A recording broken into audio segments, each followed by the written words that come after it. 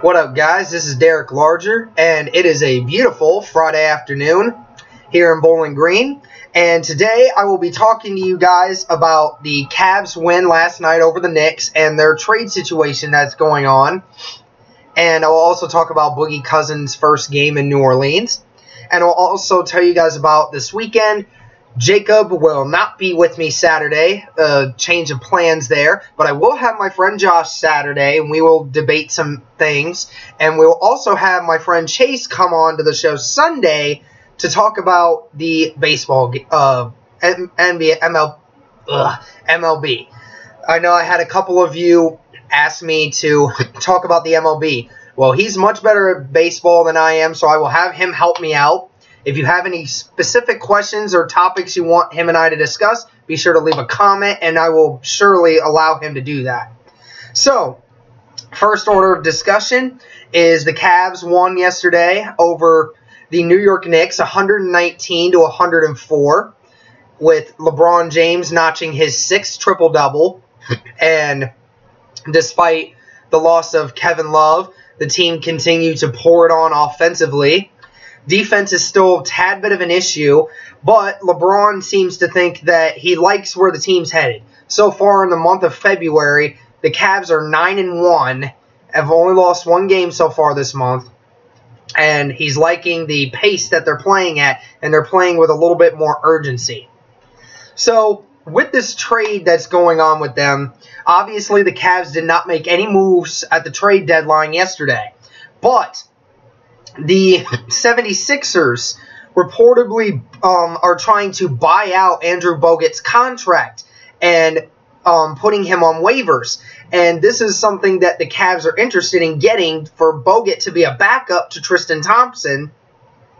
And also, it is reported that Deron Williams is already signing with the Cavs upon waiver time. So it would be interesting if I would definitely expect something this weekend on Deron Williams or Andrew Bogut, because if the Cavs were to get Deron Williams as a backup point guard and Andrew Bogut as their backup big man, that would address all the needs that the Cavs need for a solidified bench, and that would certainly help them towards a title race. No doubt about it. Andrew Bogut is a great rim protector. He isn't the greatest offensive big man, kind of like Tristan Thompson, but those two can crash the boards and block shots like there's no tomorrow, which is something that the Cavs definitely need, is rim protection.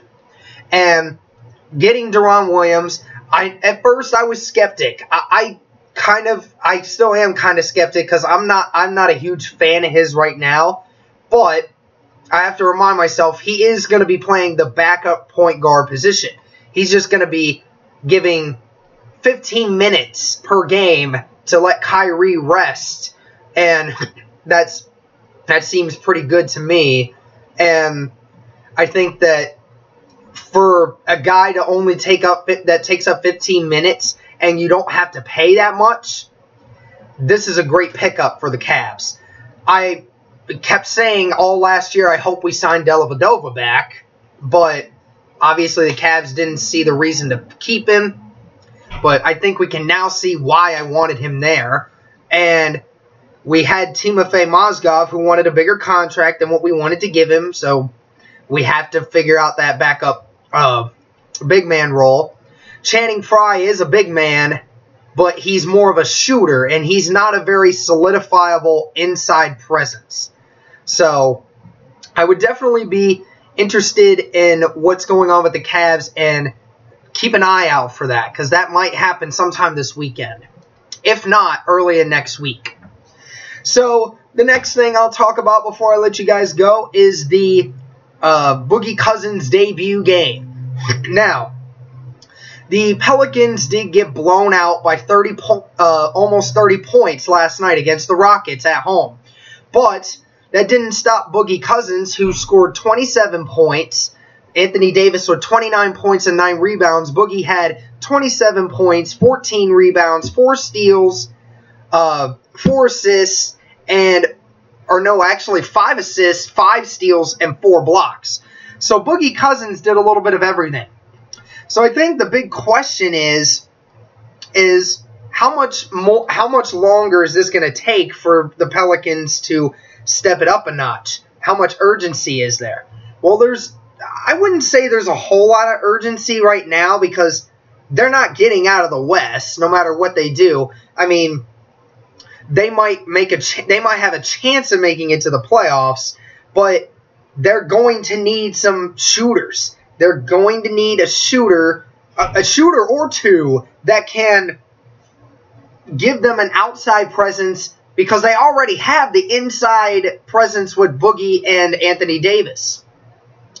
And I will say this. I did not like how the refs officiated that game yesterday for DeMarcus Cousins. I thought he was treated unfairly, and he was fouled on so many occasions yesterday, and they did not want to call it.